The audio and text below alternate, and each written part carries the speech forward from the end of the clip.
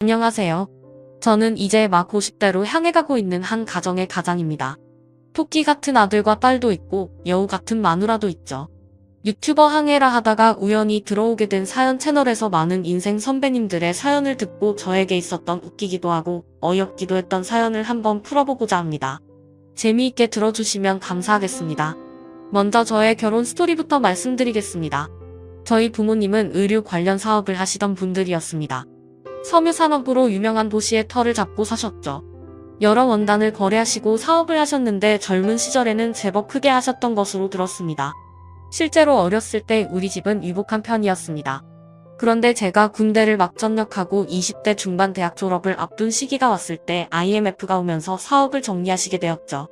저는 그때 영어 공부라 하랴 여기저기 회사 원서를 넣느라 정신이 없었는데 부모님께서는 그때 결단을 내리시고 그냥 밀린 자금을 다 청산하시고 이제 사업은 그만하겠다 하셨습니다.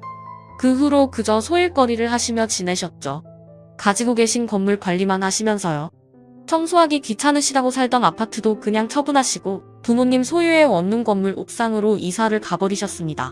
사실 잘하면서도 워낙 남에게 어떻게 보일까에는 관심이 없으시고 본인들 편하게 지내는 걸 좋아하셨기에 많이 부유했음에도 외제차 같은 것은 타본 적도 없고 요즘은 흔하게 보이는 국산 중형차도 타본 적이 없을 정도니까요. 그래서 제 친구들도 아무도 저희 집 형편을 잘 몰랐습니다. 저 역시 딱히 이야기할 필요성을 느끼지도 못했고요. 20살이 넘었던 그때부터 저는 온갖 아르바이트를 해봤어요. 백화점에 가서 구두도 팔아봤고 새벽에 우유 배달을 뛰면서 저녁에는 호프집 서빙도 했습니다. 그런 아르바이트를 통해 배운 것이 많다는 부모님의 말씀을 따라 저는 그렇게 치열하게 20대를 보냈죠. 그러다가 거의 30살이 될 무렵 아르바이트로 나간 박람회장에서 지금 아내를 만나게 되었습니다. 그 박람회는 친환경 컨셉으로 유기농 먹거리로 홍보하고 시식도 하는 곳이었는데 저는 손님들께 시식을 권하고 유기농 제품을 판매하는 일로 채용이 되었어요. 저와 아내는 옆 부스에서 각자 일을 하다가 서로 말을 트게 되어서 친해졌습니다. 아내는 외국어 전공자였는데 그 박람회에 외국인들도 많이 방문을 했기에 외국인들과 유창하게 대화를 나누는 아내의 모습이 멋지고 예뻐 보였어요. 항상 출근 시간보다 30분 전에 도착해서 매장을 점검하고 목이 터져라 요령 피지 않고 성실히 일하는 모습이 저 사람을 좀 더 알아가고 싶다는 생각을 하게 하더군요. 저는 박람회 아르바이트 마지막 날 잘 지내라는 인사를 건네는 그녀에게 전화번호를 알려달라고 용기를 내어 고백을 했습니다. 그녀는 순간 얼굴이 붉어지더니 저에게 수줍게 번호를 알려주더군요. 다음에 차 한잔하자면서요. 그렇게 우리는 연애를 시작하게 되었습니다. 당시 막 회사 신입티를 벗었던 저와 취업 준비 중이었던 여자친구 우린 참 돈이 없었어요. 그래서 데이트를 할 때도 항상 저렴한 김밥집이나 백반집을 가서 먹기 일쑤였고 가끔은 도시락을 싸와서 동네 공원에 가서 먹기도 했습니다. 항상 비슷한 옷에 서류 가방 하나 덜렁 들고 뚜벅이로 다니는 저에 대해 여친은 아무런 불만도 없었습니다. 알뜰해 보이고 성실해서 좋다고 항상 웃어주었죠. 저는 저의 금전적 배경을 하나도 모르는 상태에서 저를 이렇게 좋게 봐주는 그 사람이 참 좋았습니다. 그래서 조건을 내세워 선시장에 나가면 훨씬 선택지가 많겠지만 이렇게 진심으로 나 하나만 봐주는 사람은 없겠다 싶어서 이 여자와 결혼을 해야겠다고 마음을 먹었어요. 그 후 저는 다니던 회사를 그만두고 보일러를 다루는 중견기업에 이직을 했습니다. 보일러 쪽에서 나름 유명한 회사였고 연봉이며 복지 모두 전에 회사보다 괜찮았어요. 여자친구는 몇 년을 공부하더니 9급 공무원 시험에 붙게 되어서 동사무소에 출근을 하게 되었습니다. 저는 이제 결혼 이야기라 할 때가 되었다 싶어서 그녀에게 조심스레 이야기를 꺼냈습니다. 그날은 마침 연말이기도 해서 우리는 큰맘 먹고 멋진 레스토랑을 예약해서 스테이크를 썰고 있었죠. 저기 있잖아 미진아, 우리 이제 취업도 확정되고 했는데 이제 그만 결혼하는 건 어떨까? 응? 오빠 방금 뭐라고 했어? 저는 손을 살짝 떨면서 미리 사둔 반지 케이스를 아내에게 줬습니다.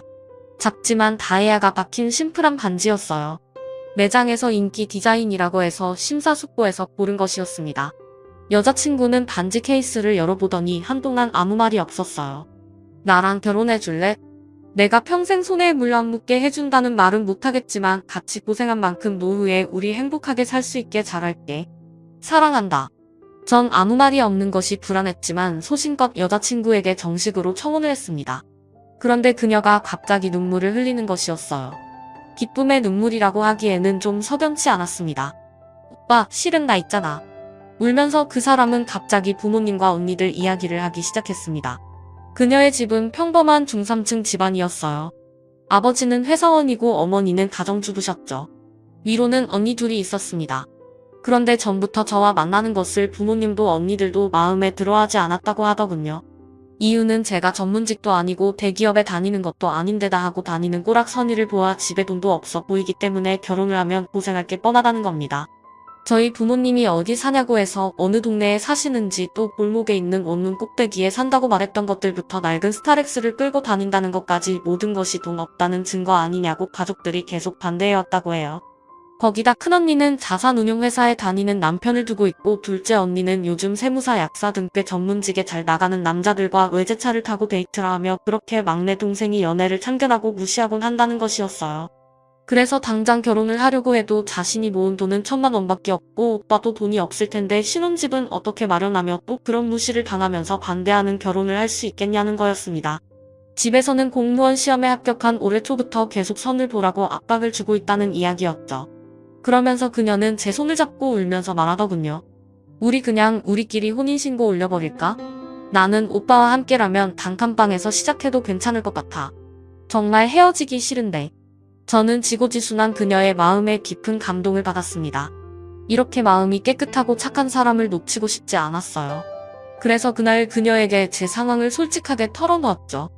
사실은 부모님께서 예전에 사업을 크게 하셨고 사업을 접으면서 건물 몇 채와 땅 상가를 가지고 있으며 상속세금을 걱정하셔서 이미 내 앞으로 상당 부분 증여를 마친 상태라는 것을요.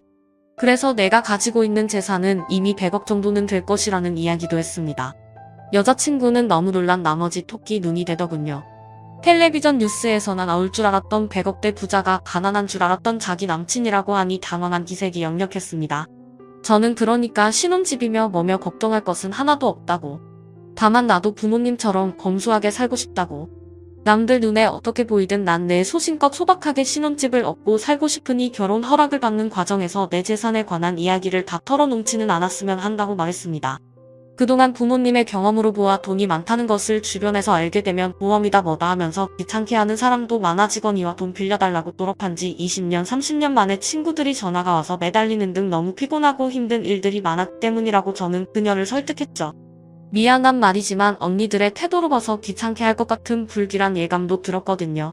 여자친구는 처음에는 가족들에게 숨긴다는 것을 내키지 않아 했지만 저의 오랜 설득으로 마음을 돌려 그렇게 우리는 여자친구의 가족들께 인사를 가게 되었습니다.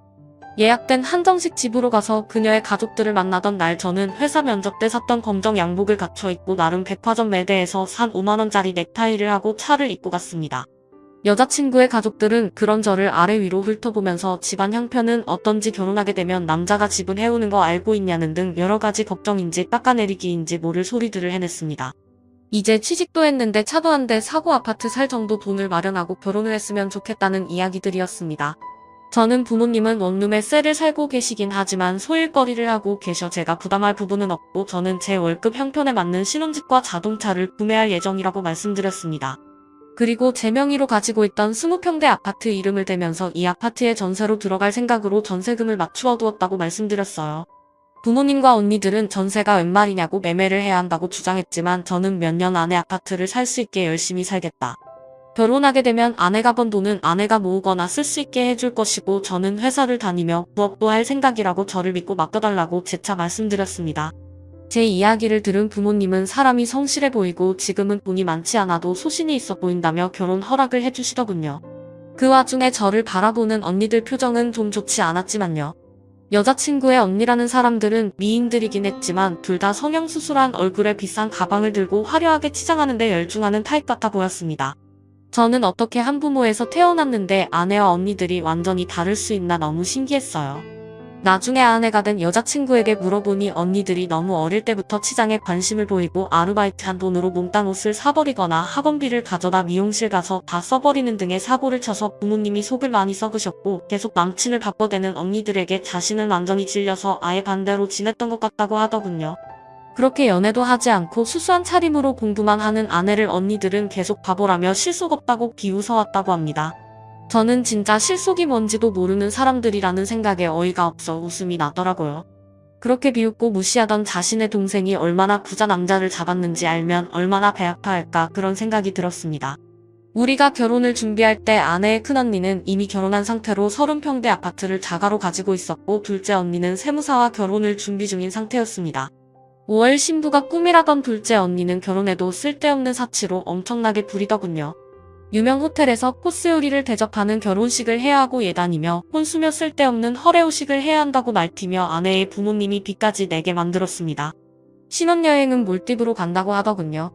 저는 그런 둘째 언니의 모습이 너무 한심했지만 어차피 제 아내가 될 것도 아니고 해서 그냥 지켜보며 우리는 소박하게 결혼식을 하자고 아내를 설득했습니다. 아내는 처음에는 그래도 언니가 결혼식을 너무 성대하게 하는데 너무 소박하게 하면 좀 그렇다고 걱정을 하더니 결심을 굳힌 듯 제 말에 동의를 해주더군요. 결혼을 준비하면서도 저는 그놈의 언니들 때문에 스트레스를 받았습니다. 사성건건 아내를 따라다니면서 그날 하루 입을 드레스를 외국 명품 브랜드로 해야 한다거나 메이크업샵을 고르는데 돈칠갑을 하려 들지 않나 정말 힘들었어요. 아내는 처음에 언니들 이야기에 혹하다가도 저와 이야기를 하면서 다시 예산을 재수정하고 돈에 맞게 결혼식을 준비했죠.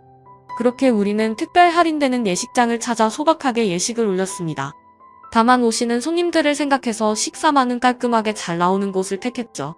아버지가 사업하실 때 알던 진짜 부자 손님들도 하객들 중 섞여 있었으니까요. 처음에 제가 연애 결혼을 하겠다고 말씀드렸을 때 내키지 않으시던 저희 부모님은 제가 데려온 아내를 보자 마음에 쏙 들어하시는 눈치셨습니다. 요즘 아가씨답지 않게 치장도 요란하지 않고 참하고 조심해 보인다고 돈도 허투루 쓰지 않는 것 같아 더욱 좋다고 하시면서요. 결혼 과정에서 아내의 처형들 이야기를 했더니 부모님 역시 다 오픈하지 않는 게 좋겠다고 아내가 언니들과 너무 친하게 지내지 않도록 중심을 잘 잡을 수 있게 항상 잘 살피라고 하시더군요. 그렇게 저는 아내와 무사히 결혼을 하고 결혼 후 1년 뒤 아들을 낳고 또 2년 뒤 딸도 낳고 오순도순 꿈에 그리던 가정을 꾸리며 살았습니다. 우리 둘 사이는 한결같이 문제가 없고 좋았지만 남들은 잘 겪지 않을 것 같은 스트레스가 저에게는 있더군요. 바로 처가의 동서들 사이의 문제였습니다. 제가 형님이라고 불러야 하는 큰언니의 남편과 둘째 언니의 남편들은 딱 그 아내들의 모습과 같이 대단한 속물들이더군요. 말 그대로 보이는 것으로 사람을 판단하고 괄시하며 괴롭히는 타입들이었습니다. 첫째 형님은 자산운용 회사를 다니는데 돈을 망치면서 자신이 고객으로 모시는 부자들 이야기를 마치 자신이 부자이냐는 으스뜨기 일쑤였고 업무상 발설하지 않아야 하는 개인사까지도 저희에게 까발리며 부자들의 세계는 이런 것이라는 식으로 항상 대화에 서두를 띄우곤 하더군요. 말하자면 이런 식이었어요. 자네 부자들의 재산 수준에 따라서 누리는 문화가 얼마나 다른지 아나? 우리가 영화관 가고 뮤지컬 보고 그런 걸 문화라고 생각할 때 말이야. 그 사람들은 회원권을 산다고. 못 모르는 일반 서민들은 비싼 가방이나 푼돈 모아서 할부로 사면서 내가 명품 걸쳤네. 나도 이 정도면 잘 사는 거 아닐까 생각하지만 말이야. 진짜 부자들은 어차피 그런 가방이나 옷 같은 것으로 그냥 일상적으로 우리가 10,000원, 20,000원짜리 편하게 사듯이 시즌별로 사서 걸치는 것이고 회원권을 산다고. 맞습니다 형님. 저도 일하면서 그런 사람들 많이 봤어요. 제가 세무사다 보니까 그 사람들이 어디다 돈을 썼는지 다 보이지 않습니까? 차 같은 거 많이 살수록 봉제도 많이 되다 보니 차도 엄청 많이 사고 정말 돈 쓰는 게 상상 초월이더라고요. 주로 회원권이나 그림 같은 걸 일상적으로 사는데 그런 게 보면 볼수록 입이 떡 벌어지더라고요. 유튜브 보니까 백화점을 가도 그런 사람들은 퍼스널 쇼퍼라는 게 있어서 아예 푹신한 쇼파 앉아서 다 가지고 오라고 해서 편하게 쇼핑하던데요. 진짜 그들만의 세상이 있다니까요. 그런 골프 같은 것도 너무 대중화돼서 요즘은 뭐 다치잖아. 그런 사람들은 1단계나 소나하는 건 싫어하더라고. 부자들은 진짜 아무 옷이나 입어도 태가 달라. 얼굴에서 빛이 난다니까. 아, 막내 동서 자네는 이런 세계는 듣도 보도 못했겠지. 뭐 어차피 자네 같은 소미는 평생 상관없는 세상 일이니 관심도 없겠구먼. 아, 네. 저는 그런 건 잘 몰라서요. 그리고 돈이라는 것은 버는 것도 중요하지만 얼마나 소신있게 쓰는지가 중요하다고 저는 생각하거든요.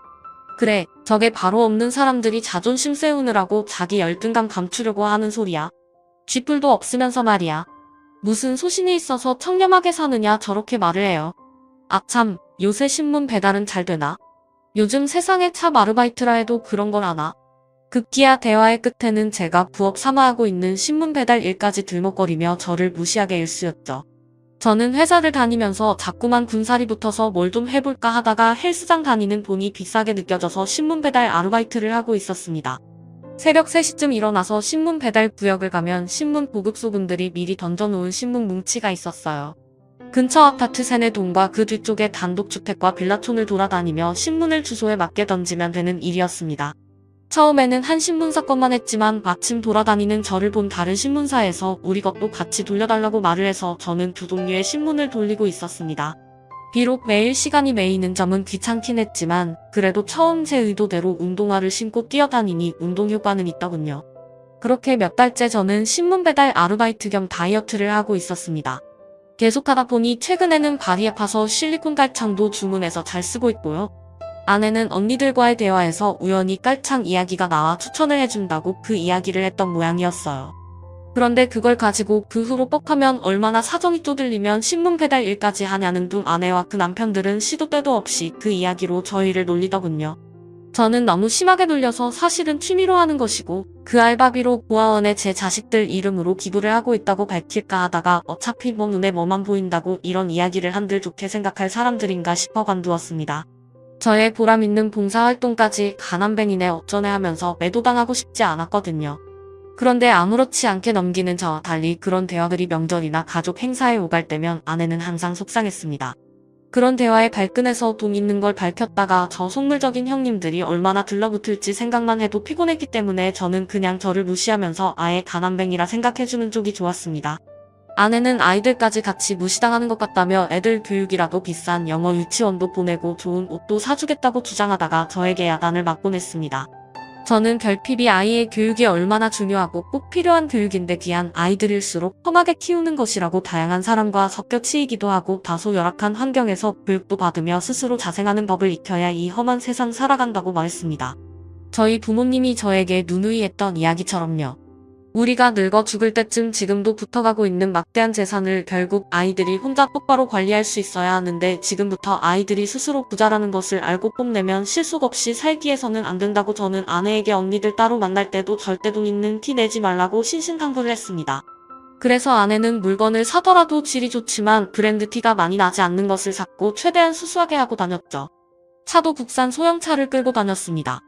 아내의 언니들은 리스카지에서 외제차를 타고 백화점에서 파는 몇백만원짜리 반지명 목걸이를 할부로 긁으며 사치를 해대더군요. 애엄마들 사이에서 기죽지 않으려면 이 정도는 걸치고 다녀야 한다면서요. 이제는 서로 걸치고 있는 것만 봐도 수준이 맞는지 안 맞는지 안다고 그런 게 안 맞으면 돈 쓰기 불편해서 같이 놀기 힘들다나 뭐라나 말도 안 되는 된장녀 같은 소리를 짓거리면서요. 그런 이야기를 들으면 아내는 속이 상하는지 집에 와서는 잘 먹지도 못하는 술을 꼭 한 잔씩 하고 넋두리려 하는 것이었습니다. 언제까지 이렇게 말도 편히 못하면서 살아야 해? 언니들이 당신 욕하고 무시할 때마다 이 아파트도 실은 우리 거고 땅도 있고 건물도 몇 채 있다고 그렇게 동경하는 100억대 부자가 우리라고 이야기하고 싶은데 우리는 언제까지 무시당하고 삭힘에 살아야 해 여보. 나 가끔은 너무 속상해. 언니들이 너무 그러니까 자존심이 너무 상한단 말이야. 여보 내가 말했잖아. 그런 이야기 해봤자 좋은 거 하나도 없다고. 사람들이 돈 많은 사람 하나 주변에 생기면 얼마나 그 사람 팔고 다니는지 알아? 무슨 일만 생기면 우리한테 와서 공짜 돈 바라고 돈도 많은데 보태주라는 등 기한 없이 빌려주라는 등 진짜 못살게 굴어서 편히 살 수가 없어. 이건 내가 살면서 경험해봐서 잘 알아. 이 문제만큼은 내 말 믿고 계속 비밀 지켜줬으면 좋겠어. 저는 다시금 아내에게 강국하게 부탁을 하는 것이었습니다. 그러던 중 결국 처형들과 아내 사이에 사건이 하나 터지게 되었어요. 아무래도 자매들끼리 친밀하다 보니까 일어난 일이었죠. 사건의 발달은 아이들 교육 때문이었습니다. 아내는 비록 우리가 있는 티 내지 않고 살기로 했지만 애들 교육에만큼은 정말 발품을 팔고 정보를 모아 좋은 것을 시켜주고 싶어 했죠. 또 제가 일반 유치원을 보내기를 원했기 때문에 아내는 영어에 대한 고민이 많았습니다. 영어 유치원을 보내지 못하면 영어를 어떤 식으로 시켜야 하나 고민을 했던 거죠. 본인이 외국어 전공자이기도 해서 어릴 때 조기 교육으로 외국어를 해야 나중에 공부할 때 편하다는 확고한 소신이 있었거든요. 아내의 언니들은 무리를 해서 마이너스 카드를 내가며 영어 유치원을 보내고 있었고 아내는 그런 언니들이 부러웠던 모양이었어요. 영어 유치원을 다니는 아이들을 대상으로 거기에 엄마들끼리 서로 방학 때 영어 캠프 같은 것을 조직해서 한국 내에 있는 미국 부대 체험 프로그램을 진행한다고 했는데 아내는 우리 아이들을 그 프로그램에 꼭 보내고 싶어 하더군요. 저는 영어는 때 되면 다 하게 되지 않겠냐고 정 필요하면 나중이라도 외국 보내면 되지 않냐고 했지만 아내는 지금 언니들이 하려고 하는 그 캠프를 꼭 보내고 싶다는 겁니다. 다른 건 몰라도 외국어 교육에 있어서는 자기 이야기를 들어달라는 것이었죠. 그래서 저는 언니들이 의아해할 것 같아 마음에 걸렸지만 아내가 너무 강력하게 주장을 해서 전 그러면 알겠다고 보내라고 했습니다. 그런데 갑자기 다음 주에 아이들 영어 캠프가 있다고 들떠있던 아내가 전화로 소리를 지르며 언니에게 화를 내는 것이었어요. 언니 내가 그렇게 부탁했잖아. 우리 애들 꼭 그 캠프 갈 거라고 돈 보내줄 수 있다고 했잖아. 이제 와서 자리가 다 찼다는 게 말이 돼. 아니 그게 큰언니가 잘하는 분인데 그분이 재산이 50억이나 되고 엄청 잘 찾는 분이라네. 이번에 한 자리 마련해서 자기에 넣어주면 골프 라운딩 대접을 하겠다고 해서. 그런데 우리 그쪽으로 일도 따줄 수 있다고 하는 바람에 너네는 다음에 꼭 끼워줄게. 어차피 돈도 좀 무리 아니었어? 돈 좀 모으면서 다음 기회 좀 기다리고 있어. 신랑이 그쪽 일도 따면 내가 다음에 맛있는 거 한번 사줄게. 조카들 데리고 와. 아무튼 미안하게 됐다. 너무 섭섭해하지 마. 언니는 자기 입장만 이야기하고 거의 울먹거리나 아내를 무시하며 전화를 끊는 것이었어요. 저는 아내가 어깨를 들썩거리며 우는 것을 그때 처음 보았습니다. 말없이 화장대 의자에 기대어 눈물을 쏟는 아내를 보자 저도 부하가 치밀어 오르더군요. 보자 하니까 정말 사람을 무시해도 정도가 있지. 어떻게 친자매인데 이렇게까지 사람을 함부로 대할 수 있을까요? 또 골프 라운딩 사건도 있었습니다. 언니들이 큰맘 먹고 데려가 준다며 골프를 치러 가자고 장비도 다 주겠다면서 아내에게 바람을 잔뜩 불어놓고서는 막상 당일에 남편 중요한 손님이 오기로 했다면서 취소를 해버리는 것이었어요. 아내는 자매들끼리 오랜만에 논다며 신나 있었는데 원래 언니들과 아내 그리고 첫째 언니의 남편 이렇게 4명이서 가기로 했는데 갑자기 첫째 언니의 남편이 자기가 데려올 중요한 고객이 있다면서 처제는 다음에 부르라고 했다는 겁니다. 어차피 신문 배달하는 집구석에서 골프나 쳐봤겠냐고. 이런데 한번 왔다가 다시는 못 올 건데 와봤자 뭐하냐고요. 아내의 언니들은 경악스럽게 그런 말들을 여과 없이 전하며 아내를 무시하더군요. 저는 저번 영어 캠프 사건도 그렇고 이번 일도 그렇고 점점 한계치에 다다른 것을 느꼈습니다. 그래서 이제껏 정체를 밝히지 않았던 제 소신을 한번 접고 아내의 자존심을 위해 나서기로 했어요. 초등학교부터 집안끼리 잘하는 친한 친구 중에 공부를 잘해서 의대를 간 친구가 있었어요. 이 친구가 형편이 좀 힘들어서 아버지가 의대 학비도 지원해주고 그랬었죠. 고3 때 의대를 붙고 등록금이 없다고 저희 집에 놀러와서 하는 이야기를 아버지가 들으시고 당시 3년치 등록금을 한 번에 지원해 주신 적이 있었습니다. 나머지 등록금은 3년간 학교 열심히 다니며 아르바이트를 해서 스스로 마련해보라는 말과 함께요. 이 돈을 빌려주는 것이 아니고 투자를 하는 것이니 사회에 공헌하는 좋은 의사가 되라는 말씀도 하셨었죠. 그 후로 제 친구는 저희 부모님을 은인으로 모시며 저희 집일이라면 언제든 발벗고 나서는 저의 최고 친한 친구가 되었습니다. 그렇게 의대를 졸업한 친구는 강남에 있는 유명한 피부과를 가더니 거기서 큰 돈을 벌고 자산과 아내를 만나 우리가 사는 지역에 큰 병원을 개원했어요. 저는 힘들게 살았던 친구가 형편이 좋아지는 것이 너무 기뻐 항상 친구를 격려해주고 안부를 전하여 지냈었죠. 마침 아내의 큰언니와 작은언니가 잘 아는 피부과를 찾는다고 해서 저는 아내에게 제 친구네 병원으로 가라고 했습니다. 아내가 의사 친구가 있다는 걸 밝혀도 되냐고 놀라더군요. 그래서 저는 웃으며 아내에게 이번에 한번 제대로 그동안 무시당한 한을 풀고 오라고 했죠. 가서 사모님 대접받으며 실컷 뽐내고 오라고요. 저랑 그냥 어릴 때 친구라 잘한다고 하면 될 거라고요. 그렇게 아내는 언니들과 피부과를 갔습니다. 어머 얘 막내야. 여기 병원 예약이 지금 몇 달째 밀려서 나는 전화해도 예약도 안 되던데 너 어떻게 예약 잡았어? 그러게 나도 여기 원장이 그렇게 잘한다고 소문만 들었지. 예약 성공한 적이 없어서 오늘 처음 와봐 언니. 군뱅이도 구르는 재주가 있다더니 우리 막내도 가끔 쓸모가 있네.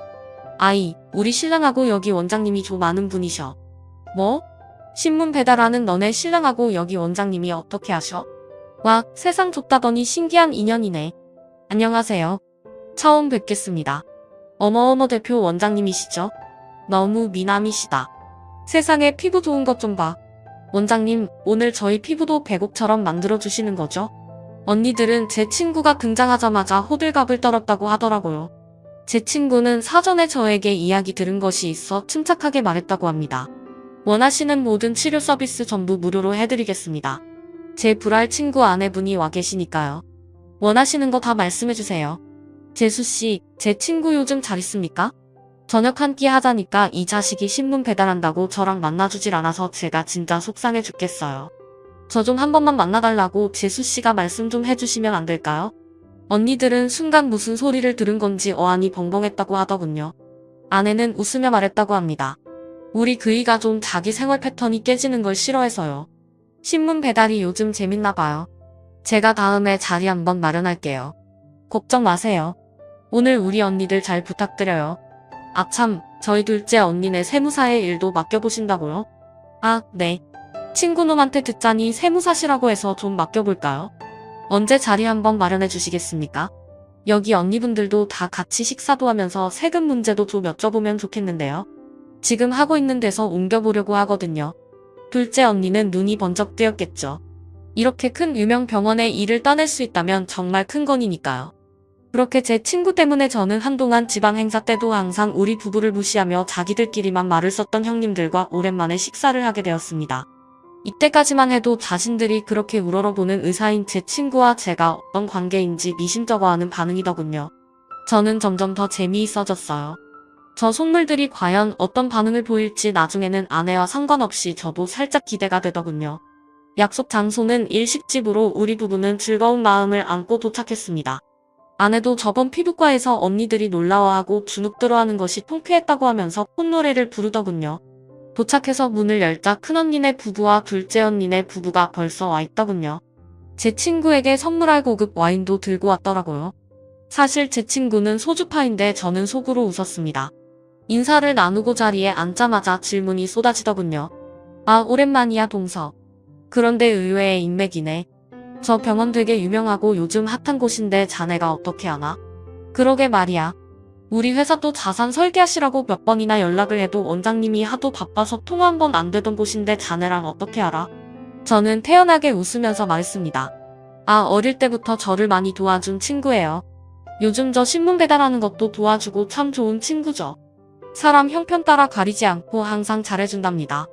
와, 역시 진짜 귀족이구만. 자네같이 없는 사람과 친구를 해주다니 인품이 대단하신 분이야. 잘 모시게. 나이가 같다고 다 친구가 아니지. 형님으로 모시며 우러러봐야겠구만. 그나저나 참 특이하시군. 아무리 어렸을 때 친구라도 자네같이 아무것도 없는 사람 볼 게 뭐가 있다고 인연을 유지하다니. 이놈의 형님들은 아직도 정신을 못 차리고 저를 하대하고 깔보더군요. 그러던 그 순간 제 친구가 들어왔습니다.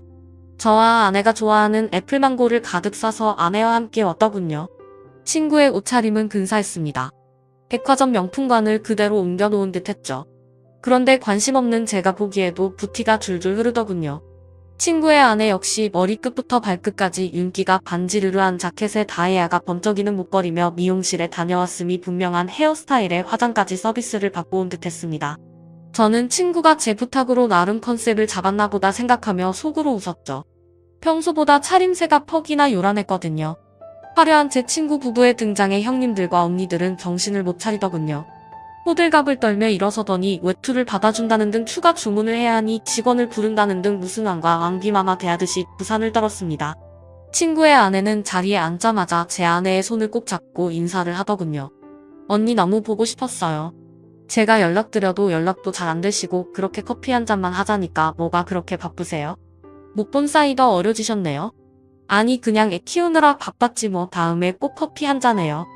아, 여기는 우리 친언니들, 의사 사모님의 애교의 언니들은 당황하다 못해 멍해 보이는 눈빛이었습니다. 안녕하세요. 처음 뵙겠습니다. 그런데 친자매인데 조만 닮으셨네요. 네. 네. 아니 제가 좋아하는 우리 언니는 이렇게 안 꾸며도 부잣집 사모님다운 귀티가 흐르잖아요. 어떻게 자매인데 한 명만 귀티가 나지? 신기하네요. 아니 무슨 제 동생은 신랑이 부업으로 신문 배달을 할 정도로 가난한데 사모님이 뭘 잘못하시는 거 아니에요? 귀티라니요? 그 말을 듣던 제 친구가 픽하고 웃음을 흘리더군요.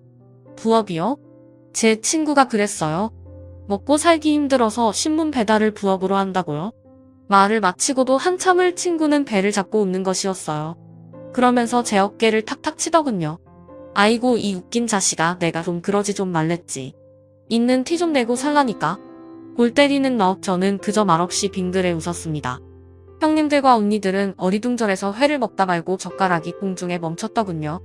제 친구가 진정한 뒤 간신히 말을 이어가더군요. 저기 세무사 하신다고 그랬죠? 이 친구가 일 안 맡기던가요?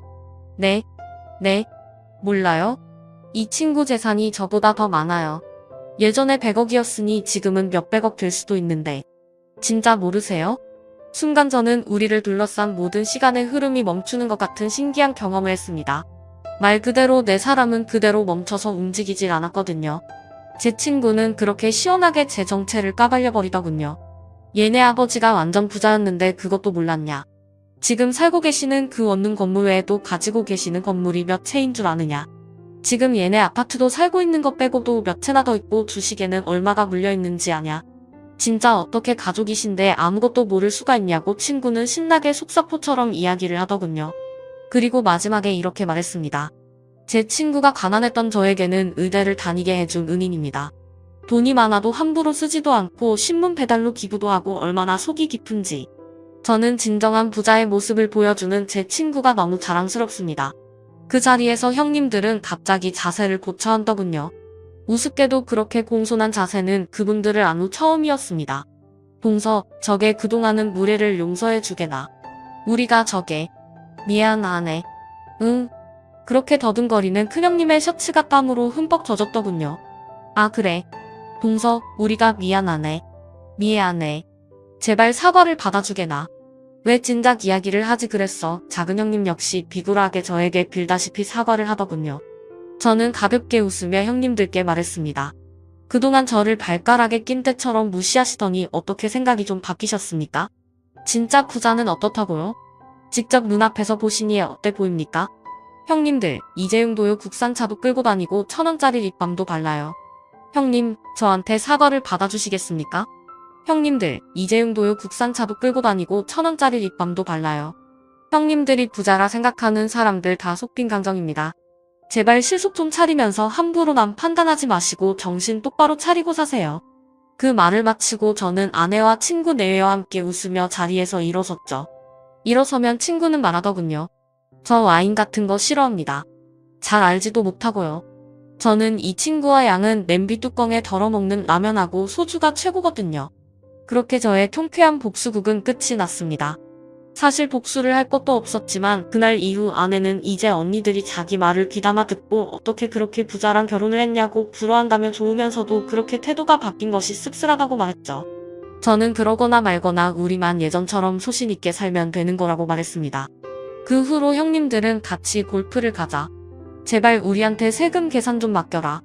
한동안 질척거리더니 제가 단호하게 계속 거절하자 단념하셨는지 요즘 연락이 뜸하다군요. 제 이야기 어떠셨나요? 통쾌하셨나요?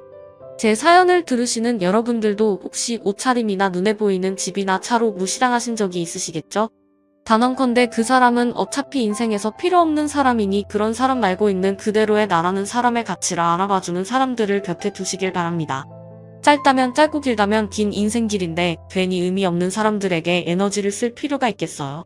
저는 앞으로도 새벽에 열심히 신문 배달을 하며 제가 정직하게 땀 흘려번 돈의 가치를 몸에 새기며 사회에 도움이 되고 우리 아이들에게 올바른 삶의 길을 보여줄 수 있는 사람이 될 수 있도록 노력할 것입니다. 여러분도 저처럼 기부도 하시고 운동도 할 수 있는 소소한 일거리 한번 찾아보시면 어떨까요? 여름 마무리 잘 하시고요.